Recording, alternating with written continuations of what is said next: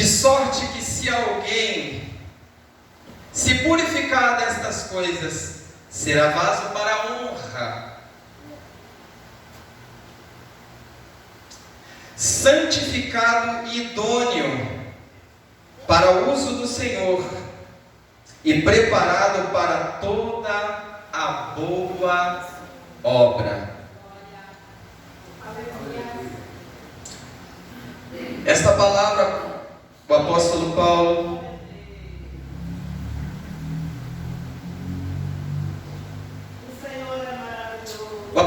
ele está falando com Timóteo. Ele mandou uma carta, escrevendo essa carta a esse jovem que foi escolhido para fazer a obra, foi direcionado para o ministério. Timóteo ele foi colocado na responsabilidade de uma congregação. E Paulo já estava no final. No capítulo 4 você vai ver Paulo dizendo: o tempo da minha partida está próximo.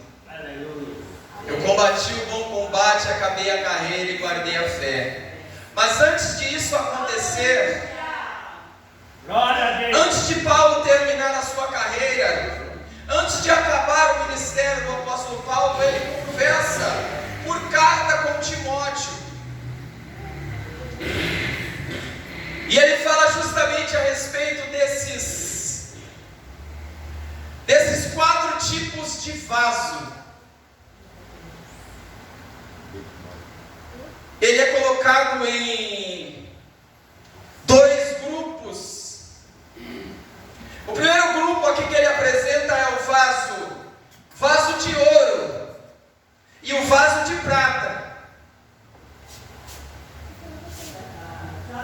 E para quem entende um pouquinho sobre valores, você vai entender que vasos, quando a Bíblia trata sobre vasos de ouro, ela está falando justamente de um vaso que é colocado para o enfeite da casa. É um vaso valoroso, é um vaso que tem muito valor monetário imposto sobre ele. Esse vaso ele é colocado no lugar de destaque. Aleluia. Ele é colocado num lugar onde todo mundo pode ver. Se quiser abaixar um pouquinho, tá? Fique à vontade. Mas ele é colocado em um lugar onde todo mundo enxerga. Vaso de ouro. Alguém olha e diz: esse vaso é valoroso. Esse vaso é de ouro.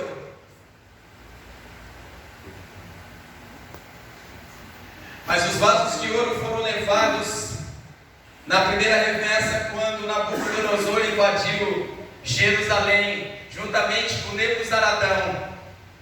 Ele leva esses vasos para a Babilônia. O vaso de ouro e o vaso de prata, vasos que tinham valor monetário, que eram vasos que ficavam de enfeite, eles foram levados para a Babilônia para servir de enfeite na Babilônia. Não estou entendendo nada que você está dizendo. Calma lá que você vai entender. Vaso de prata, ele é um pouco inferior. Ele não tem talvez o mesmo valor monetário que o vaso de ouro, porque o vaso de prata ele serve para um outro lugar ou para fazer outras coisas. Ele é colocado em cima da mesa. Ele é colocado para servir os convidados, o rei ou aquele que estiver ali. Vaso de prata serve para servir, para estar em cima da mesa.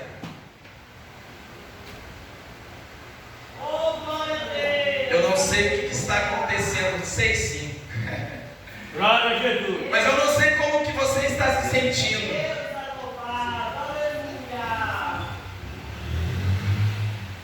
Como eu disse no domingo, Deus colocou no meu coração essa palavra. Assim que foi dito o seu propósito. Qual é o seu propósito? É estar sentado, é estar de enfeite,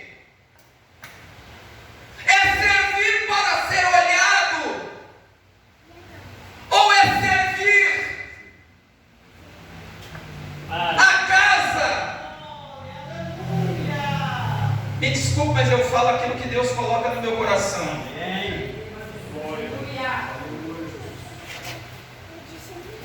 A mesa está posta, os vasos de prata estão colocados, eles vão ser servidos.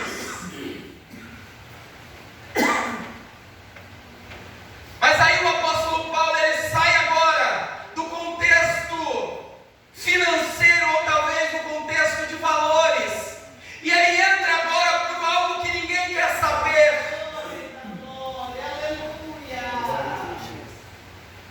Tenta conservar água em vasos de ouro. Tenta conservar água em vaso de prata. Coloca água dentro de um vaso de ouro ou de prata para você ver. Mas agora o apóstolo Paulo, ele traz dois grupos que talvez seria o desprezado da casa, porque em uma grande casa há dois tipos ou duas qualidades.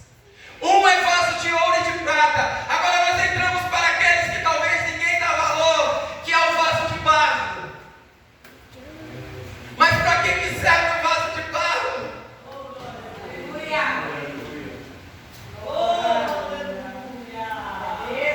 O vaso de barro, ele é flexível na mão do oleiro. Quando Jeremias teve a visão, olha, desce a casa do oleiro, que eu quero mostrar para você como eu vou fazer com Israel. Deus não falou, desce a casa do artesão, porque lá tem vasos de ouro e vasos de prata. Deus falou para descer a casa do oleiro. Oleiro mexe com barro. Aleluia. Oleiro mexe com barro. Glória. Vai à casa do oleiro. Jeremias, que eu vou falar contigo. Você vai ver lá o oleiro sentado com as rodas trabalhando o barro.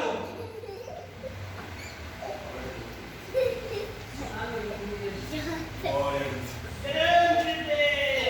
E o oleiro foi trabalhando, foi construindo um vaso com as suas próprias mãos.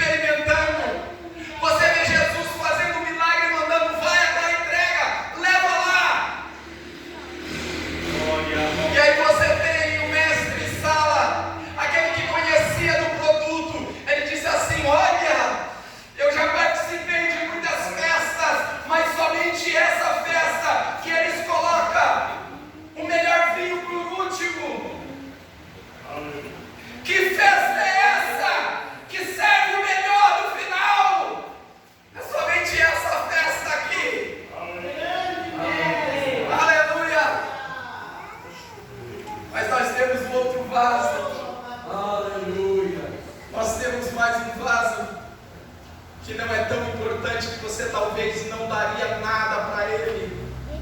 Talvez você olharia para ele e falaria assim: isso é um Ricardo da vida, não é ninguém, não tem pedigree, esse daí não tem pedigree. Mas deixa eu dizer uma coisa para você, concluindo: o vaso de barro ele conserva água. Somente o vaso de barro ele conserva água geladinha, gostosa, naturalmente. Processo natural de conservar a água é o vaso de barro. Agora nós temos um outro vaso que o apóstolo Paulo conseguiu enxergar. Sabe por quê, irmãos? O apóstolo Paulo ele estava falando diretamente com obreiros. Paulo estava falando com obreiros da casa. Aleluia! Obreiros que servem para servir a casa.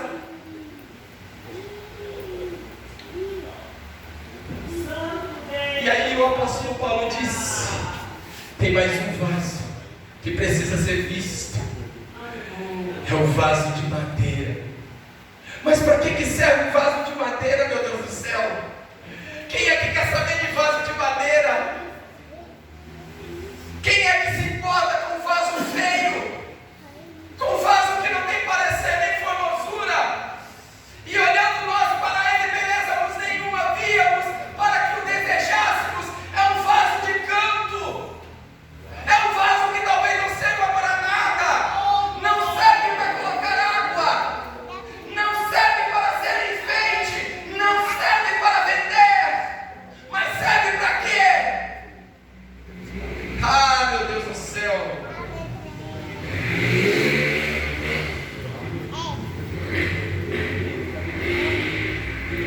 O agricultor, ou aquele que trabalha com a madeira, já foi dito aqui,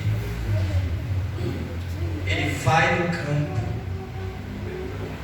corta a árvore, corta o carvalho, e do carvalho ele faz um vaso, e esse vaso é um vaso de madeira, e esse vaso ele serve agora para conservar o vinho. O vinho ele é conservado em vaso de carvalho. Você quer ter um bom vinho? Você quer ter um vinho de qualidade? Você vai colocar em vasos de barro? Não. Você vai colocar em vasos de metal? Também não. Em vasos de ouro? Também não. Você vai colocar em vasos de madeira. Sabe por quê? Tem um mistério aí. Por que é um vaso de madeira? Porque somente o vaso de madeira ele suporta a fermentação. Aleluia. Somente um vaso de madeira tem a capacidade de suportar a fermentação. O vaso ele vai se adaptando ao processo de fermentação do vinho. Você não entendeu? Se você tivesse entendido, eu não acredito. Você tinha entendido e dado glória, mas você não entendeu. Aleluia. Glória. O vaso de madeira, ele se adapta ao produto que está dentro dele. Ele vai se adaptando, ele vai inchando conforme ele vai fermentando. Por isso que Jesus disse: quanto mais velho o vaso, o vinho é melhor. Você não coloca vinho velho em vaso novo e nem vinho novo em vaso velho. Aleluia. Foi uma metáfora que Jesus disse. Porque o vaso de madeira, ele é a qualidade do vaso de madeira, é isso. É dar uma qualidade. Glória a Deus. Aleluia. E o vinho, quando nós tratamos sobre esse produto, nós falamos sobre a alegria. Por isso que naquela festa onde que Jesus estava, na festa de Canaã da Galileia, quando acabou a alegria,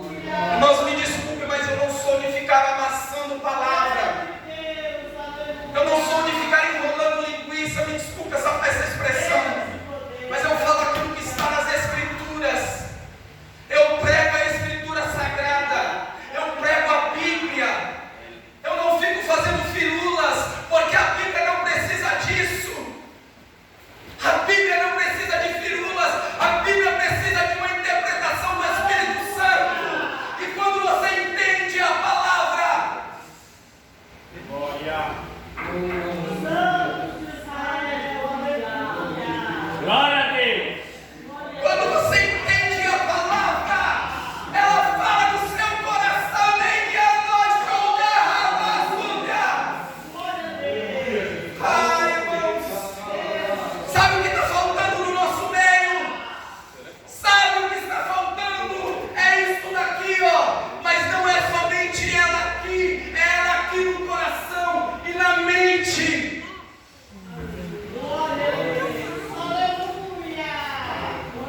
A palavra precisa falar com a igreja. A igreja precisa entender a palavra. Pregue a palavra ainda está tempo e fora de tempo. Pregue a palavra, não firula. Não fique enrolando. Fale de Jesus de uma maneira simples, mas fale a palavra verdadeira. Oh, glória, aleluia.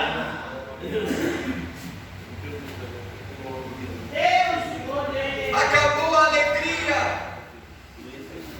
A alegria acabou na festa. Por quê? Porque muitas festas, como eu já disse, elas se acabam. Porque não convida Jesus. Convida, olha só. Vou para aqui. Convida os grupos. Eu não sou contra, tá, gente? Eu até gosto. Sou pentecostal. Mas convida um grupo. Convida um pregador. Convida a igreja que vai vir. Convida o missionário tal. Convida até o líder não sei da onde. Convida o presidente. Mas esquece de convidar aquele que traz alegria. Ou melhor, aquele que mantém a alegria na festa. Aquele que não deixa a alegria acabar. Aquele que não deixa a alegria faltar. Aleluia. Já viu aquele hino? Canta meu povo, alegra meu povo, a festa não vai acabar.